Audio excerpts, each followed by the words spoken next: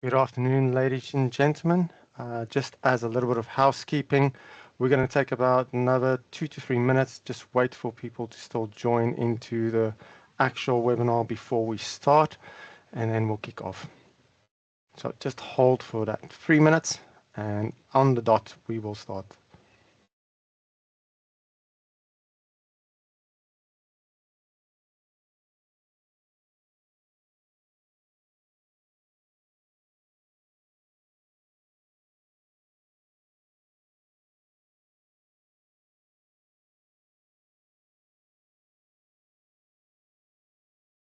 In addition to our basics, please make sure that your mics are off, as well as that your video feed is off.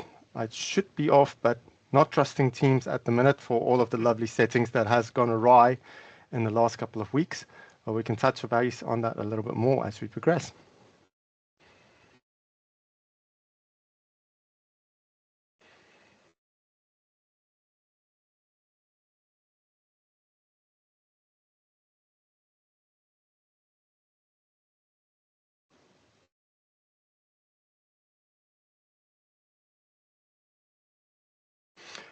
Right, as we progress into the latter of these minutes, I'm going to ask that we just get the agenda up and running for everybody to see.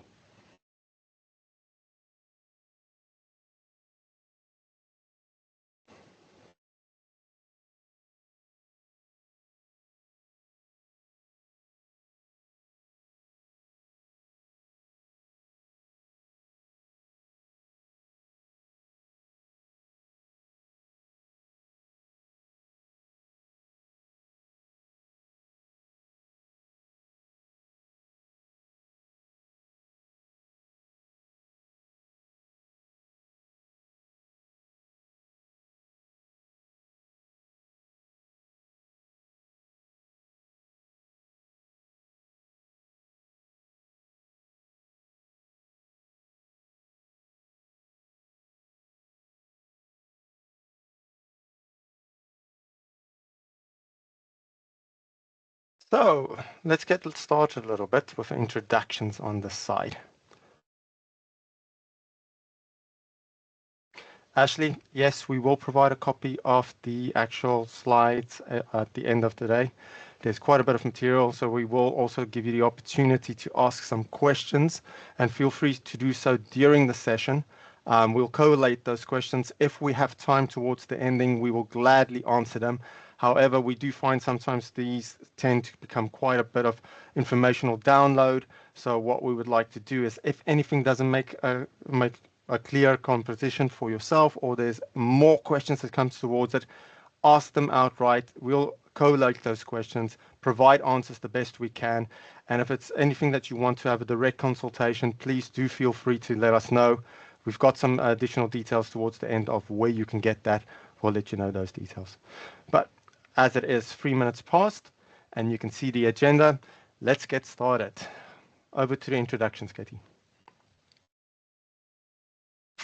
So hi everybody, I am Cornelius Goosen. I am the head of sales and marketing for the likes of Secon Cyber. Now Secon Cyber in itself is a reseller of cybersecurity services within the UK. We've got a 25-year history within the market itself, and we also deal within consultancy. In addition to that, we have Jason Wilkes, and I'm going to leave him to give you an introduction of where he stems from and what he does. Hi, Corey. Yeah, thanks very much. As Corey said, I'm Jason Wilkes. I'm one of the technical leads at Quod Orbis. We provide a continuous controls monitoring platform, and I guess we'll talk a little bit about that later, but not too much. Personally, sort of been in cybersecurity or information security probably since about the late or mid to late 90s. I think my first job was sort of installing sort of 64K lease lines to the internet to sort of some of the audience potentially. So yeah, so then moved on sort of into sort of like a fairly technical role to begin with, then sort of moved more into sort of a compliance role. So I was a PCI QSA for my sins for a while, and also 27001 lead auditor. So the role sort of really at Quod Orbis at the moment is largely sort of helping customers and our customers sort of really kind of modernize and digitize their sort of control frameworks. And I think that sort of mix of a sort of a technical and a sort of a GRC-based background sort of really helps. But fundamentally, my role is really just to sort of, as I said, sort of help our customers sort of on board their controls to help modernize and to sort of get value from our platform. Back to you, Corey.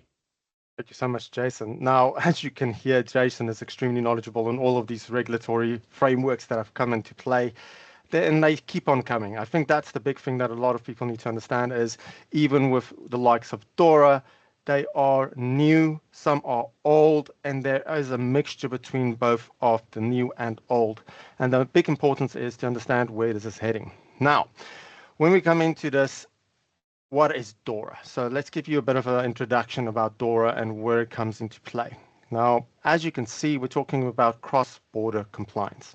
But what does that mean? What is the context behind this? Well, DORA is the Digital Operations Resilience Act. Okay, it is an EU regulation, and it's designed to enhance the operational resilience of financial entities by addressing technological risks.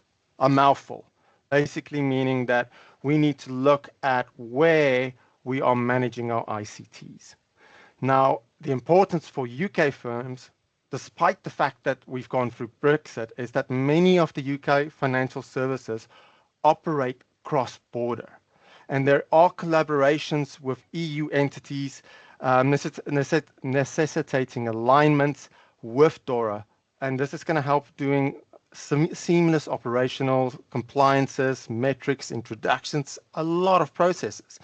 But we're still going through a refresher course in a sense that DORA on its own is coming in January. And we're talking on the 17th of January. Now, a lot of what Jason and myself have spoken about in prepping for this is how it's still in its infancy, but not. It's got a framework, it's got a structure, but as it enters the market, it will change as the necessities of it changes, as well as how things that are integrated with it pushes us into new areas. And this harmonization of the standards is crucial. But when it comes into play, as we're talking about the managing of information and communication technologies, those ICTs that are extremely important when we deal with the EU financial markets and the UK firms, banks, sectoral insurances, etc. The big thing in this conversation is third-party risk, and mainly why most of you are here today is where does that stem into play? Well, third-party risk is not inherently just a DORA standard. It's not just something that comes into play when we deal with DORA, okay?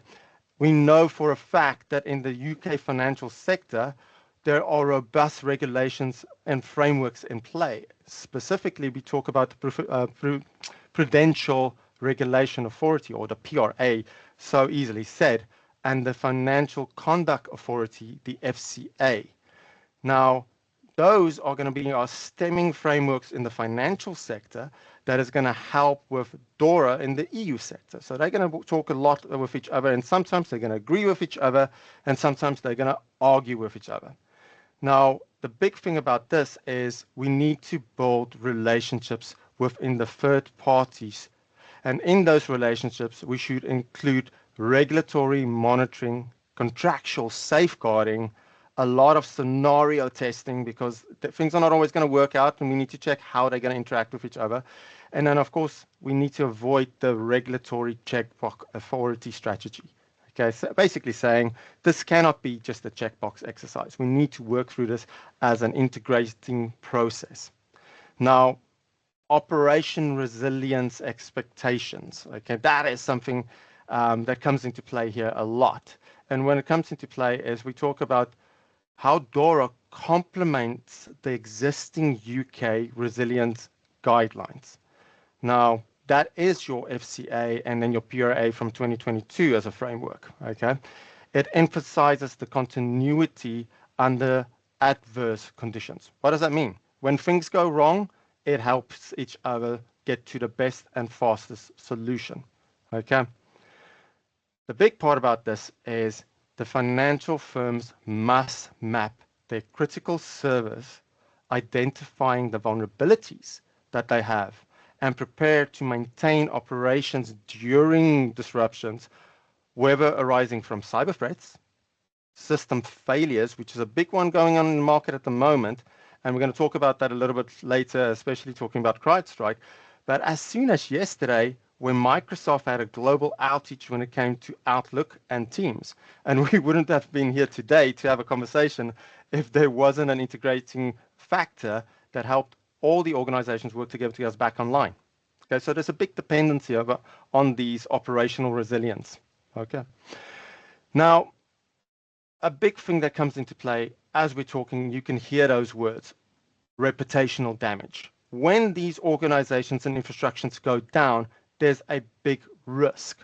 Just think about it. If we couldn't have done this specific webinar today because of a Microsoft issue, nonetheless, the fact that CrowdStrike showed us how effectively everything can go down globally, that has a direct impact on your time, our time, and everybody else around the world wanting to get the knowledge, registering for the service, taking a time out during the day to get into this. Now, the case examples here would be to highlight where internally these DORA FCAs are going to talk about third-party failures resulting from these fallout sessions, be it in a small area or a propagated system that rolls out globally. And that is when we talk about third-party interaction, reputational risk, and damage. But then we also go into the financial and reputational risk, because as these things fall apart, it causes lawsuits, it causes financial losses, it results in expectations not being met by organizations, and it keeps on going. An example here is, if you know anything about the production systems, if I build a car and I'm on a production line, if that car is not built on a specific timeline, it does not get completed or delivered in time by a person that expected it already 3 months ago. And if you've ordered a car in the past, you most likely know what I'm talking about.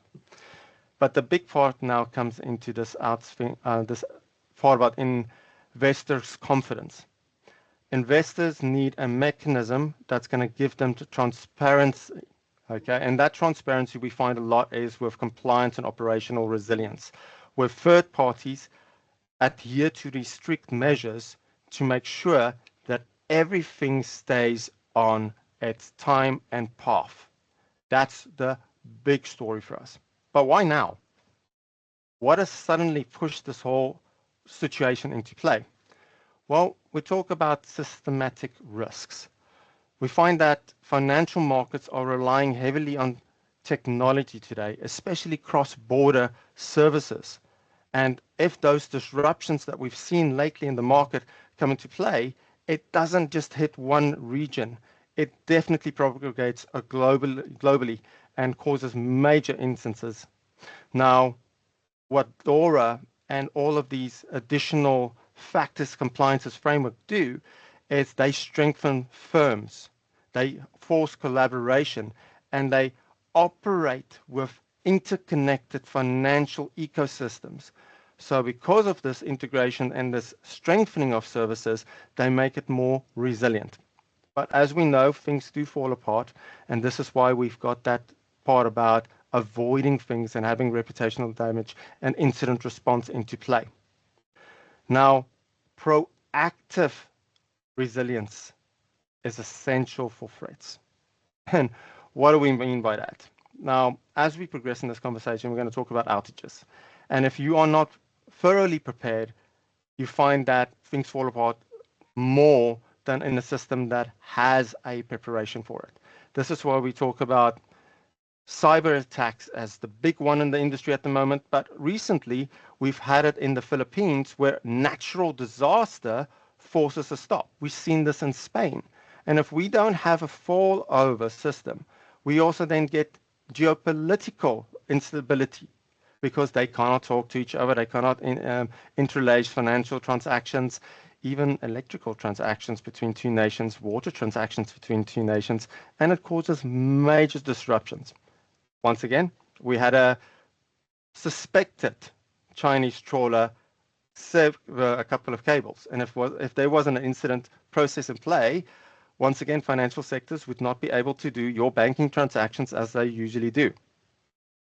Now, as you can hear, we've got compliance and evolving regulations. And these evolving regulations follow a landscape process. Now, in the UK, we must stay attuned to what the EU regulations like DORA are doing, but as well as our own domestic updates.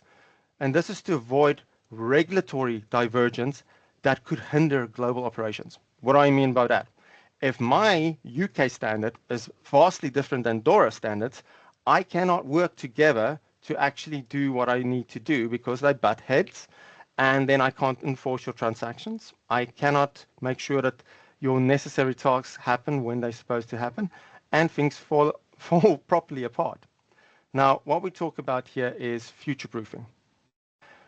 We're preparing for DORA right now, and then we want to reduce the risks as well as last-minute compliance efforts when it comes to cross-border requirement and intensities. So what I mean by that is if at the last minute we now try to take a big ship, a big banking financial infrastructure, and to align it to DORA, there's a high probability that we're going to end up in a bad situation and things are seriously going to fall apart. Now, Katie, can we go over to the next one where we compare a bit of DORA and UK regulations towards each other? I think, Corey, just jumping in there. I think just jumping in there, Corey, probably what I heard a lot in there is it can probably be sort of encapsulated in trust, which is a kind of a word that we sort of hear a lot today. But I think it's kind of important to sort of realize that, and maybe just to remind ourselves is that, you know, as you sort of said, compliance is not really just a tick box exercise. You know, it's kind of more foundational than that. It's about sort of elevating standards, you know, sort of improving security and maintaining that sort of all important trust. And I guess if we think about sort of trust for a minute, you know, there's a sort of a sense of, you know, kind of confidence and reliance, you know, there's sort of typical kind of consistency, integrity, you know, demonstrating sort of competence sort of over time, really. And from, I guess, from the sort of the DORA perspective, just putting the focus back on DORA a little bit, a lot of work was done in post the sort of the financial crash to sort of stabilize the sort of the financial sort of aspect. And I think sort of DORA and its sort of operational resilience is really looking to get the sort of supporting technology to sort of catch up with those sort of financial principles that were put in place. Very much so. And I think the big thing for us as we step into this part about DORA versus the UK regulations, there's a bit of an alignment. And we find that the DORA and the FCA, and especially the Bank of England, they come into ununified objectives sometimes. And these cause operational crashes in the environment. Now, those are divergences come through the fact that DORA was created for the EU standard and their financial structures and how they wanted to make a best practice, if you want to call it that, function within the environment. But now we've got a bit of a divergence from the normal approaches and the scopes that we look at for it and the implementations. So now how do we essentially within our environments look at aligning best, because obviously we're going to have to do the FCA. That's our regulation. We can't stem away from it. And this is the thing where we now need to sort of look at how DORA and the UK frameworks can best play together. Now, the biggest thing that we find is DORA focuses on ICT risks. It extends operational resilience requirements to third-party technologies, etc. But in the UK regulation, we talk about the FCA and the PRA's guidelines under what you can see on the screen as PS 2416, which emphasizes the mapping of critical service, identifying vulnerabilities, and setting impact tolerances to measure acceptable downtimes to key services. So where DORA focused very much on third parties and the interactions in the environment, and which has been a key breakage of technologies, we find that in our own UK structure, we go more for impact tolerance. Now, those two can meet each other in a good shape, or it can meet each other in a bad shape. And that's the big thing between the two of these. You need to take away how can we do an overarching, overlapping measurement between the two to find the best between the two regimes. And what we find here is ICTs. We find those organizations, and we'll talk about that integration of how they work together. How do we map that in organizations? And this skill level comes into play because I can be a very matured organization and I've got this wonderful outline of my whole infrastructure, but it is on an Excel spreadsheet and it's not active. It's a very passive, manual, time-consuming auditory perspective. And then we've got other organizations which utilize tool sets which either are 100% on play or produce a lot of false positives that take a lot of time, once again, to go and work around. But the big thing that comes into here is the third-party risks. All of them talk about the integration of how systems and processes and people work together. And inherently, there are a lot of organizations that have been built over time. And they've had interactions with different parties. And it's hard for us to see, how do we map that? How do we stay ahead? How do we keep things in play? Now, if we look at DORA, they establish a very stringent oversight for third-party ICT providers. It's designated as a critical avenue by the European supervisory authorities. Okay, so they talk about if these third parties fall apart, it's critical. It breaks the system. All of these sort of things. Within the PRA and the subsections PS 2416 and the FCA subsection CPA 2623. Don't worry, everybody. The heavy stuff is on the screen, so you don't have to scribble it down. And we will definitely be giving you the slides at the back end of that. They outline very similar requirements for critical third parties or CPTs in the UK financial sector. But what we should note here is, as this is going to progress, it's not necessarily going to stay in the UK financial sector. It's going to be those diverse third parties that interact in a vast amount of additional systems and processes. So they need to look at the life cycle of monitoring. They need to sort of dive a little bit deeper into these additional things. And I would say the key differences that we deal with here, especially in third party, is DORA formalizes a centralized EU oversight model, whereas in the UK, we've got a regulatory assignment responsibility to individuals and to firms to manage the third party risk. So as you can see, those are two different ways of looking at it. One is the oversight, very mandatory, you have to do it. And the other one is much more passive. And I don't think from our perspective in the industry, and I can take it to you, Jason, you've seen plenty of PCI interactions, ISO interactions, where if you inherently do this from a passive perspective, you don't necessarily get the guidance. If you are risk adverse, what are you essentially going to get out of that? You're not going to get that insight. How do you feel about that? Yeah, it's interesting. I kind of think from the sort of the DORA perspective, there are sort of useful big parts and there are sort of areas which are sort of maybe sort of less useful. Like most of the sort of organizations that I speak to, I think would rather sort of happily be sort of given a sort of a list of, things that they need to sort of do as part of DORA. Whereas, when you look at sort of DORA, it kind of, ultimately the initial pillar is, ultimately have an ICT framework, which is sort of kind of unhelpful because it does, there's some guidance in terms of what that should be, what that should include, but it's not that sort of, mandatory in terms of actually sort of what's kind of required.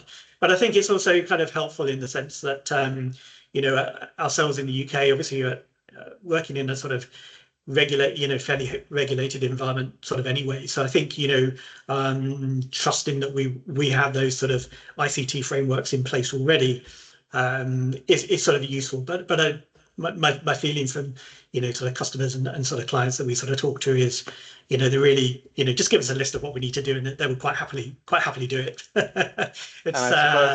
It's kind of having that sort of, I guess, sort of knowledge and kind of confidence really to sort of translate those sort of very high level, sometimes quite high level, sometimes low, but sort of ultimately, sort of turning that into something which is, as you sort of say, that's tangible, that we can measure and that we can sort of report on.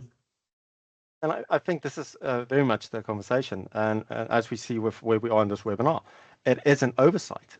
there is so many different attributes that come into play when we deal with an organizations themselves.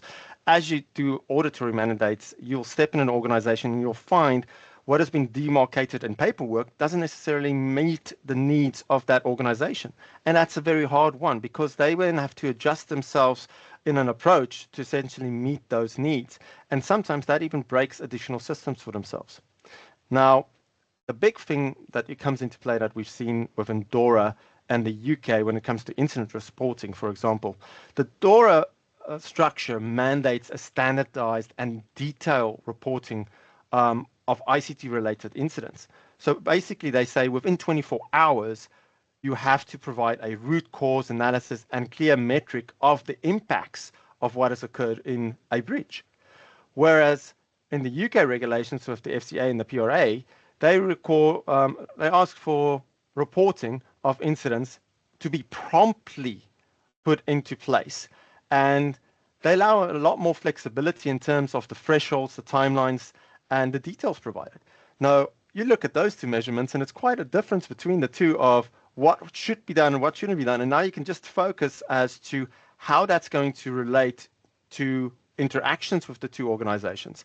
Because if we're talking about a breakage in a system, we know GDPR says, oh, you have to notify the ICO within 72 hours, but that's far from 24 hours when you talk about a breakage of any sort of system in the ICT world. So it's going to be interesting seeing how they map over those two sort of requirements in future. And the same when it comes to sort of the testing and monitoring. Now, in the financial institutions, when it comes to the EU, ICT providers need to conduct advanced resilience testing. Now, this includes what they talk about threat-led penetration testing, or TLPTs, but they talk about every 3 years. Now, this is slightly different again when we talk about the UK regulation from the FCA and the PRA.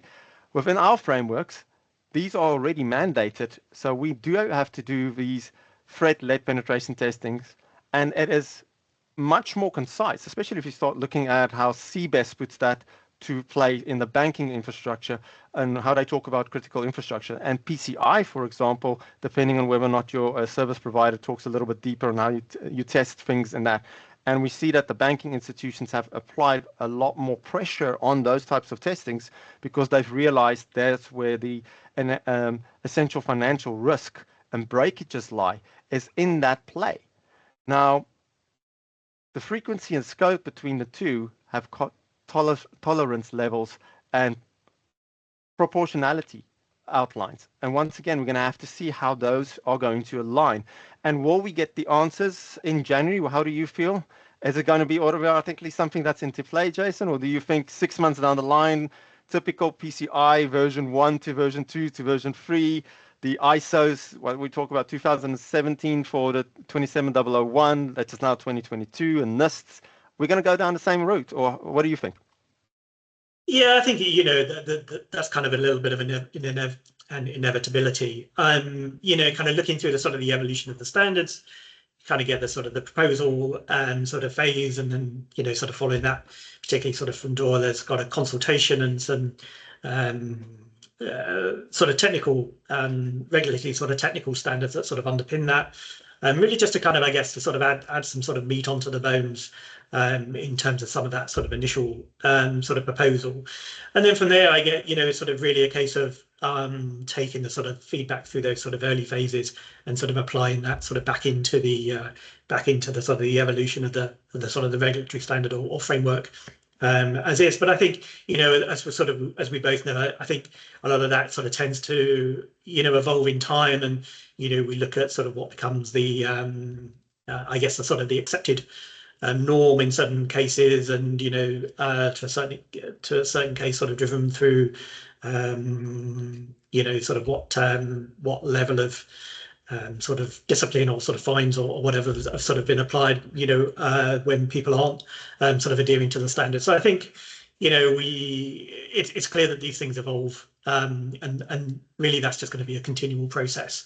I think part of what we sort of talk about later is really, you know, one of the challenges is really, sort of how do you keep up with that sort of evolution of the sort of standard, because it is a continuous sort of discipline almost in its own right. So there's a lot of work there. I mean, I think the evolution of the standards are a sort of a good thing, and when we look at sort of previous sort of standards, they probably sort of aimed at really just identifying what you have and then sort of keeping it sort of secure, and now we're sort of more into not quite assumed breach, but it's not a case of if you're going to be breached, it's going to be sort of when, and it's sort of really more about sort of how you respond, who you need to sort of alert, and sort of how you behave, and then sort of how you recover from that. So I think again, looking sort of even to the sort of the early sort of PCI standards, there's nothing really in there in terms of recovery and response, because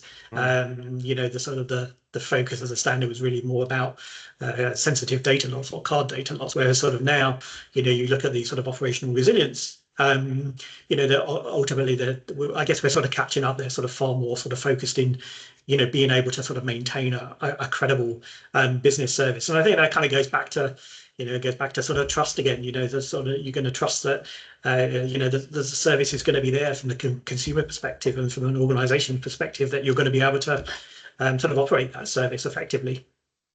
I think also if we look at this and talking about the PCIs and that, is the key takeaway here is the frameworks that need to align towards DORA still goes into being that PS 2416 and the CP 2623. Now, they talk about operational resilience, and we've gone through this quite a bit now over and over and over again. They are not just fresh, and we know that one of them has recently, like the PS 2416, as in this month, progressed significantly and pushed for a December-January date. Now, that would mean you'll find that PS regulation is pushing to have the Bank of England, that sector, that financial relationship between the two architectures, comply, be a needing complicity. So they need to essentially stand together as of January going forward for this cross-border relationship of how things used to work are working right now. Because if you're in England and how it works, especially London, you'll find that certain parts of London isn't actually owned by London. It's a financial community. It's a cross-border section. The taxations differ. And all of this will come into play with the standards and regulations. So the deeper they go down, when the more we talk about the operation resilience within them and how they function with each other, the better the marriage is between the two independent architectures. And I think what we can do on the back of this, and maybe as a sideline item, just on an email for our team, and Katie, you can put this into a note, is to sort of give a key UK regulatory frameworks to align with DORA. Quick overmap, just a couple of line items for everybody to see there. So I think let's progress a little bit from DORA as regulation and the alignment to more of what are the key differences and potential conflicts that we're going to step into here. Now, when we look about this, it's never an easy flow to understand how two specific streams are going to lie. Now, the regulatory scope for DORA, for example, has got a comprehensive focus on ICT. And we said this over and over. It's a risk management and operational resilience across financial sectors, and applies uniformly to financial entities and third-party ICT providers, once again deemed as critical.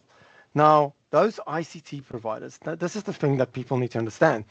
In the payment space, an ICT provider or functional provider can be linked to your production provider, can be linked to your retailer. It can be the back end of somebody providing you with a basic card swipe at your favorite retail store or your movie cinema.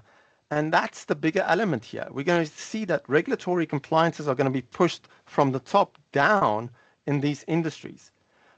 In the UK, how we're going to see how this works is we're going to find that our frameworks, such as those within the FCA and the PRA, have a broader emphasis on operation resilience overall. And it's not just limited to the ICT risk. And it's going to be, is this going to be a subsection of this? Is this going to be in a play into that? And that essentially extends the scope for the UK entity wider into a wider variety of financial institutions. And the examples here We can talk about crypto asset providers, fintech companies, basically beyond the traditional bank and insurer. Whereas in DORA, we don't necessarily see the same complication just yet. And I use the words just yet because, as we know, there's a catch-up game in this outset. So what I would say is the potential conflict that we're going to start seeing here is the UK firms operating in the EU might need to simultaneously address DORA ICT specific mandates and broader resiliences under the UK requirements and regulations. And what we're going to get there is a potential overlap and conflict. So this is the big thing that you need to do already now, is organizations need to focus on, if I'm doing cross-border, I need to focus on what I'm doing in the UK and what I'm doing in the UK. If I'm crypto or whatever I am, how is my cross-border going to be affected with this? Can they potentially stop me from doing business because I'm not adhering to their very strict ICT focus, but yet I have to be broader focus in the UK? And what does time and element come into play here? That's the big part. Now, another part about this is the standardization versus flexibility. And I think we've spoken about it quite a bit in between the two. We find that the one is very prescriptive with clear and uniform requirements across the EU for managing ICTs. Whereas you've got a standardized frameworks for incident reporting, third-party management, and resilience testings across all of these members. There are changes that occurs when we come to the UK regulations for the FCA, the PRA, BOE, where they adopt a more principle-based approach, emphasizing proportionality. And that you can already see we're talking about conflicts, and it's just going to grow, but it is how the entities essentially work greater towards each other.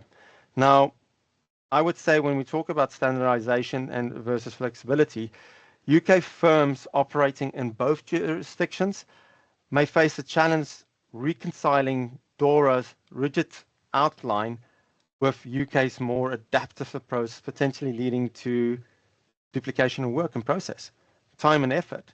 And that is something that we know is extremely costly at the moment, because we spoke about that lovely paperwork living in a spreadsheet. And now I'm going to have 2 or 3 of these versions that I need to do. And how do I do it? How do I effectively monitor it? Do I have the time to do that? So am I duplicating, triplicating the amount of work that I need to do? And then we step into how that might lead to enforcement and the penalties. Within DORA, it relies on centralized oversight by the European Supervisory Authority, or the ESA, for critical ICT providers. So very focused on the critical ICT providers once again. And it's empowered with the regulatory back end of audits and imposed penalties versus strict methodology. So we need to look at how that's going to work. Now, strict penalties for non-compliances, including fines and restrictions on operations, that's standardized within the EU. We don't see that standardization just yet in the UK. There are some line items that play out. Now, in the UK regulatory PCA, FCA outside, we adopt a decentralized enforcement model with each regulatory overseeing authorities specifically monitoring a sector. So much broader once again, leaving it to somebody else to do the work to a certain degree, if I might say so.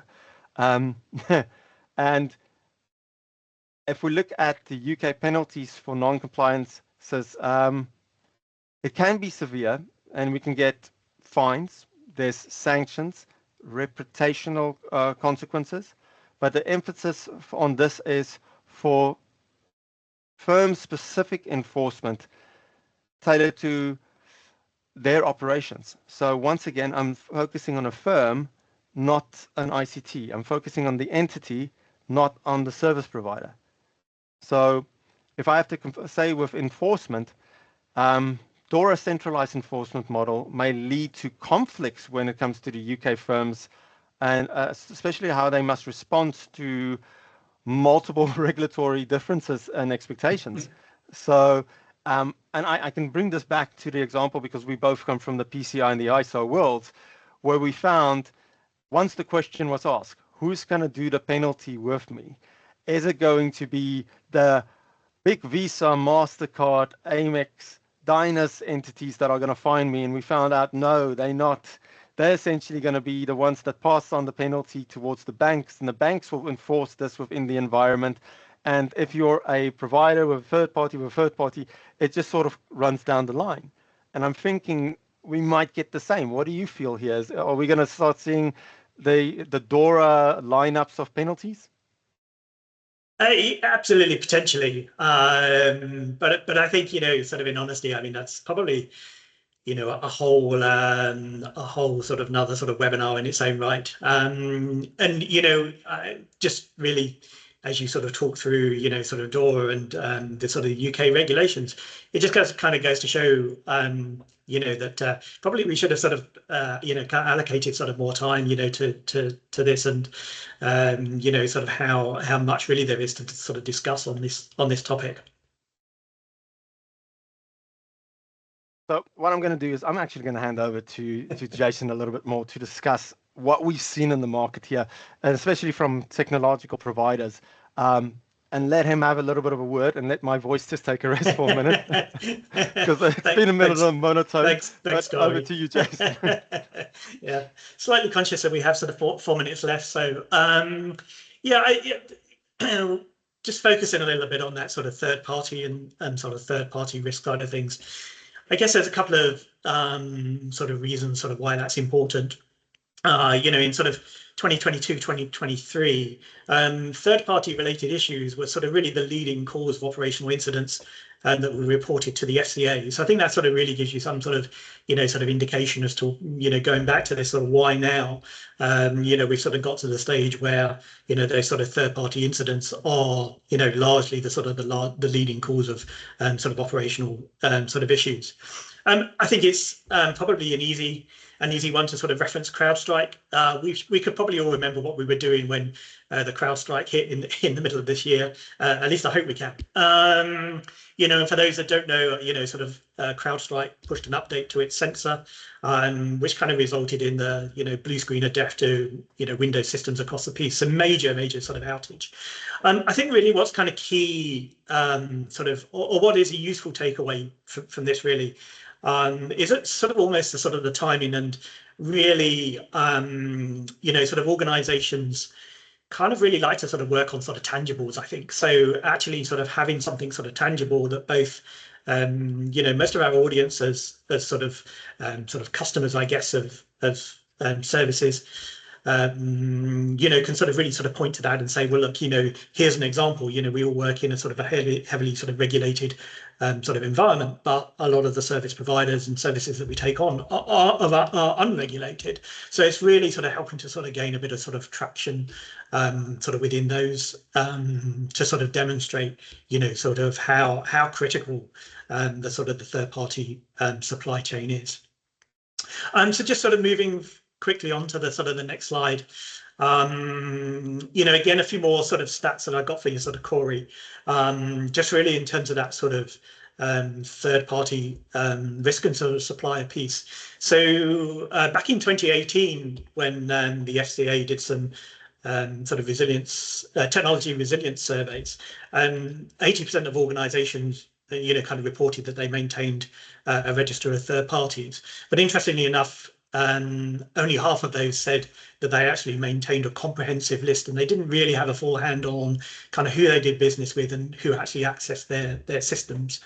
So that was kind of quite an interesting sort of stat. So another sort of stat that sort of also came out from the same survey was, whilst organizations, nearly all of them reported that they'd sort of discussed cyber risk with their third party, only 2/3 of them actually included the sort of third-party response and recovery plans within their own sort of frameworks, and only 20% of those actually kind of included that in the testing.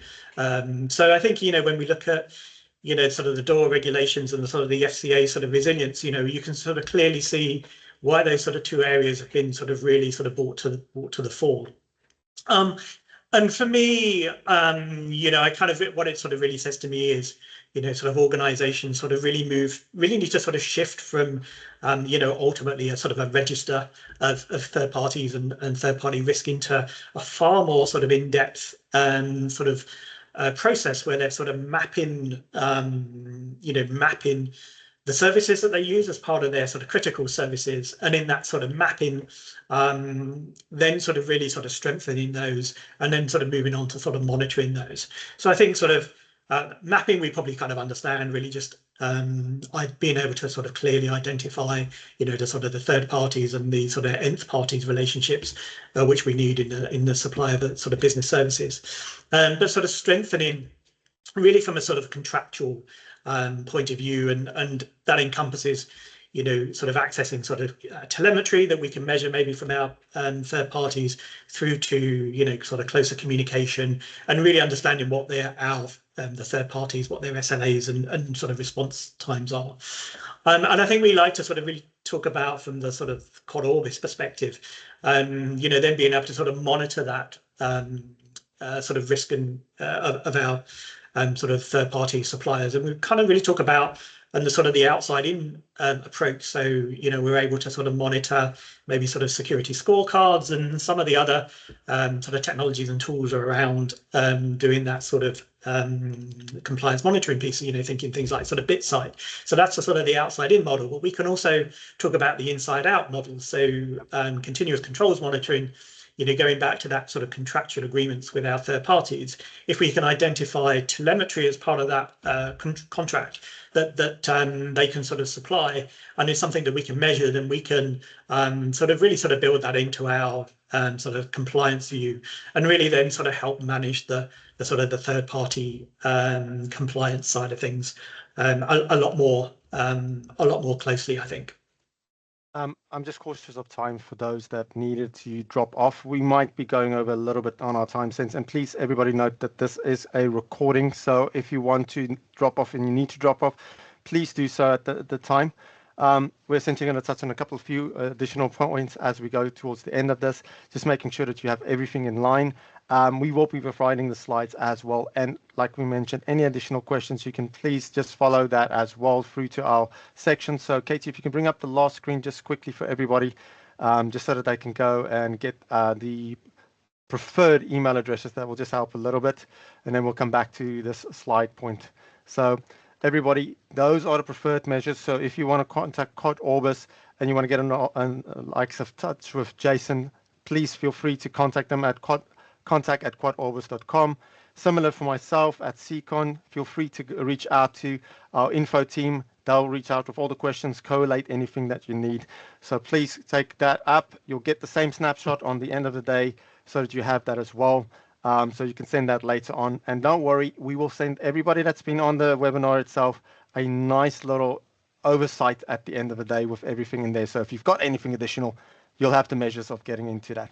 But on that one, can we jump back to the previous slide, Katie? So the big thing, we've talked a lot about all of these sort of things at the minute. And as we can see on the screen, what is it that the UK firms need to do now from a strategic point of view, and sort of actioning the navigating due compliance aspect on things?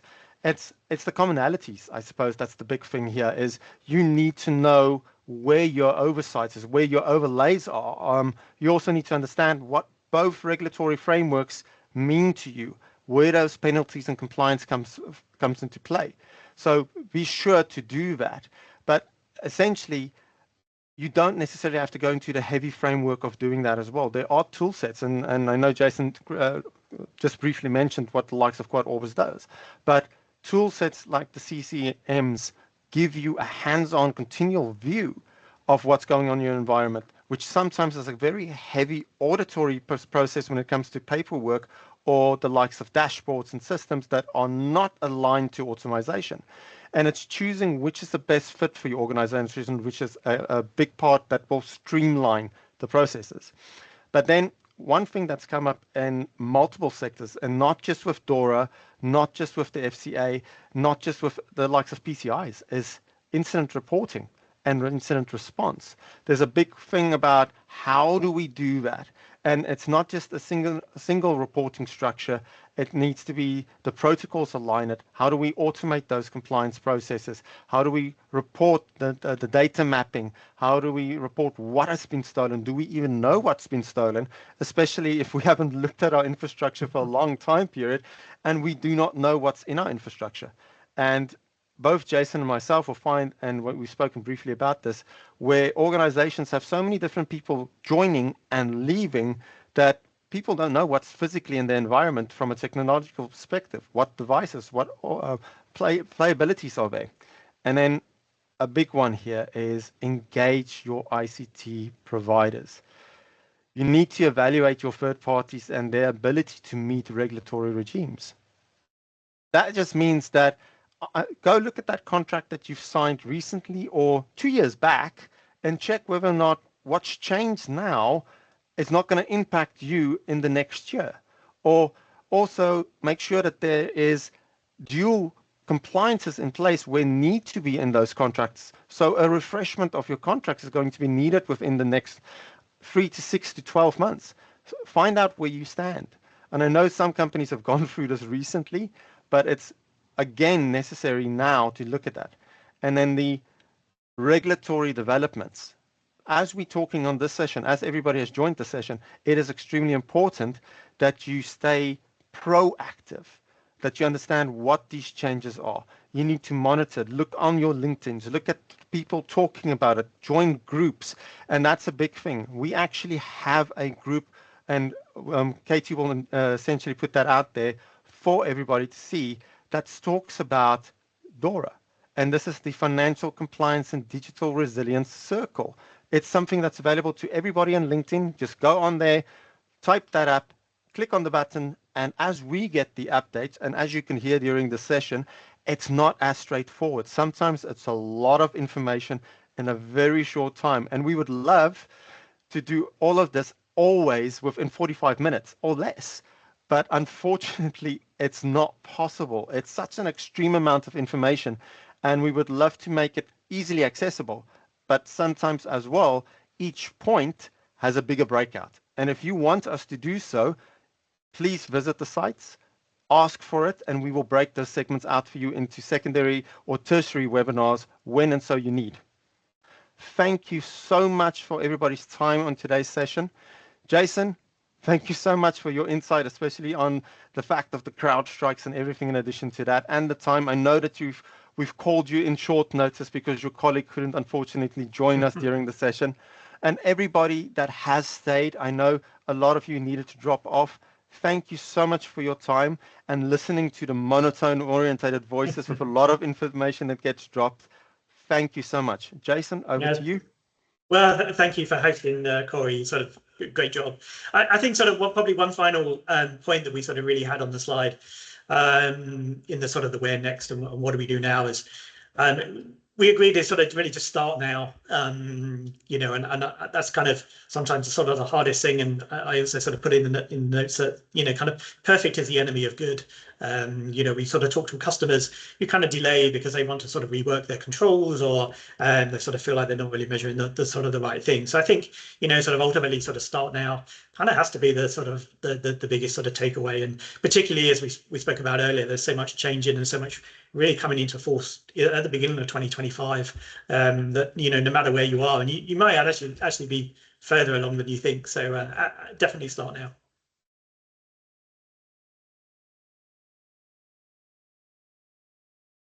No, I completely agree with you, Jason. Apologies, my mic just decided to drop out, but luckily it's at the end of the session and not the beginning of the session. I do find that the perfect is the enemy of the good is such a prudent statement because you don't know where you are unless you start. Sometimes you're far ahead, sometimes you're way behind, but if you don't look, you really don't know. So please do start. And as we mentioned, if you need any assistance or just a little bit of a deeper look, feel free to contact us. There are technologies, there are systems, there are procedures, there are a lot of things out there that can help you, but it's prudent that you start now and ask the questions. What can help me? Where and how will it be effective for me? Thank you once again for your time. Thanks, Have a everybody. lovely afternoon.